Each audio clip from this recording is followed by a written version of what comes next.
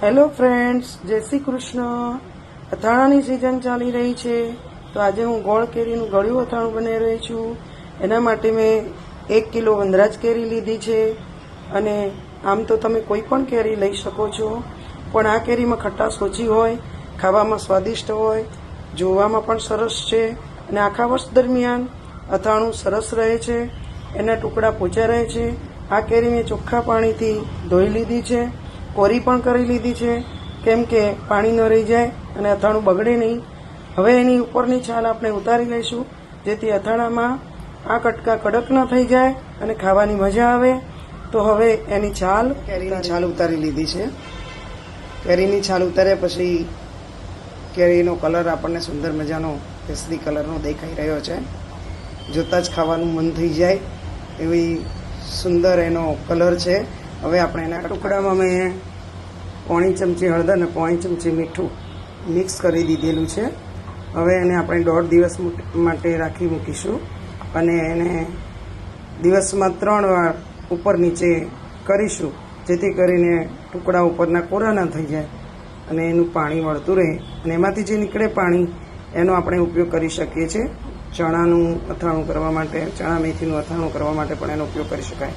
આમાં ખારેક નાખવી હોય તો પણ એ પાણી ખારેક માટે ઉપયોગી બને છે. ખારેક એમાં પલાળી અને પછી એ જ્યારે પલળી જાય ત્યારે એના ટુકડા કરી આપણે અથાણામાં નાખી શકીએ. 1 કિલો અથાણા માટે મેં મસાલા તૈયાર કરી લીધા છે.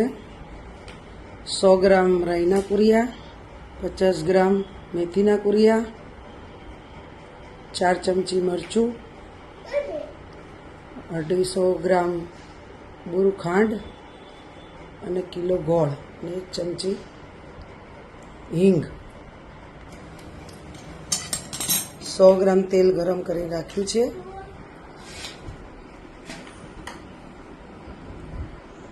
મસાલો બનાવવા માટે સૌપ્રથમ આપણે રાઈના કુરિયાનું પડ કરશું, થોડી મેથી નાખશું. રાઈ, મેથી, રાઈ,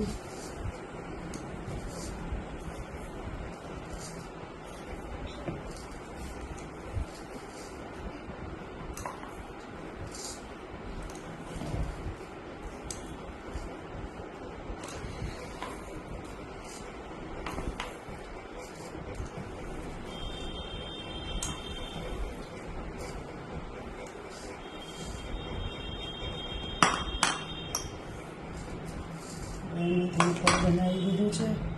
વચ્ચે હિંગ મૂકી દીધી છે.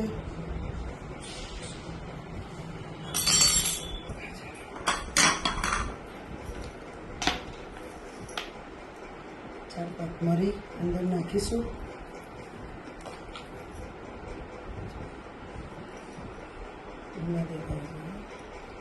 લવિંગ 2-4 નાખીશું.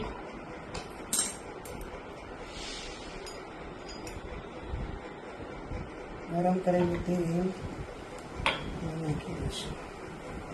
મિક્સ થઈ જશે અને ઢાંકી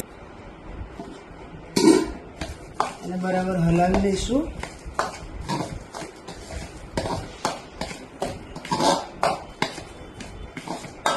થોડી હળદર એમાં નાખીશું.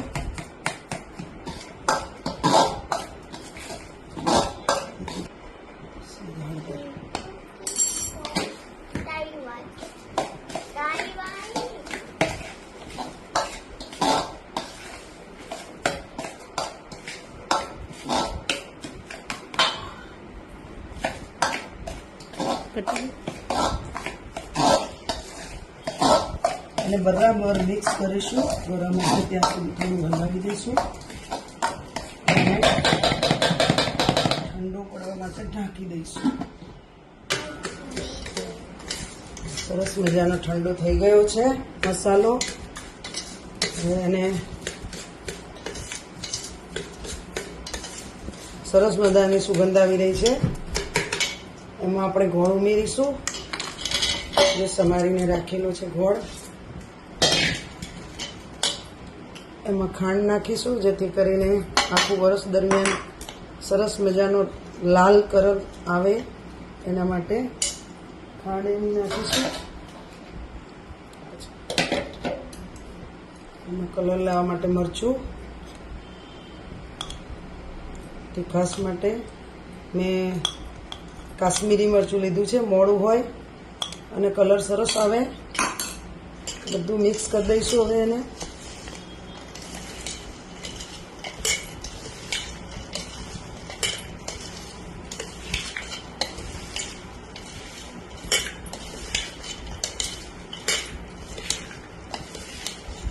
બરાબર હલાવીને સરસ મજાનો એને મિક્સ કરી દઈશું.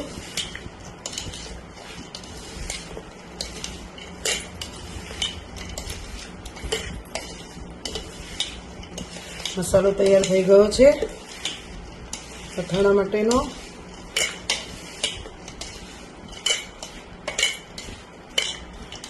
ધાણા કે વરિયાળી નાખતી નથી, કારણ કે એનાથી અથાણાનો કલર કાળો થઈ જાય છે અને આ આખા વર્ષ દરમિયાન એકદમ લાલ ચટક.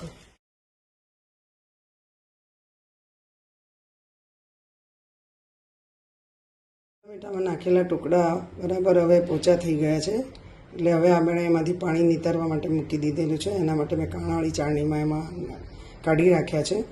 હવે બરાબર નીતરી જશે એટલે કોરા થઈ જશે. શણનું કાપડ લીધું છે અને એમાં આપણે ટુકડાને બરાબર મોડા કરી દઈશું સૂકવવા માટે.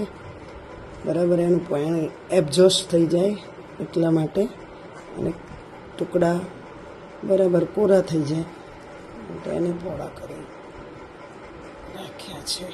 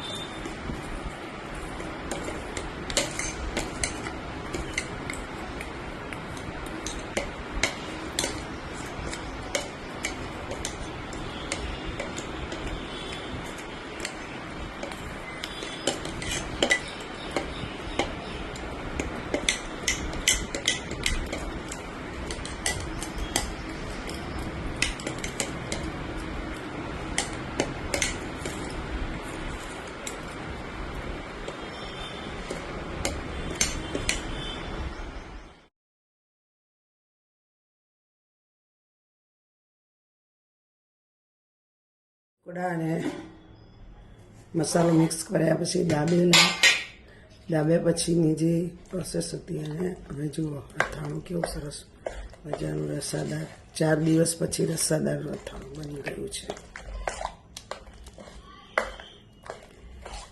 સરસ મજાનું અથાણું તૈયાર છે.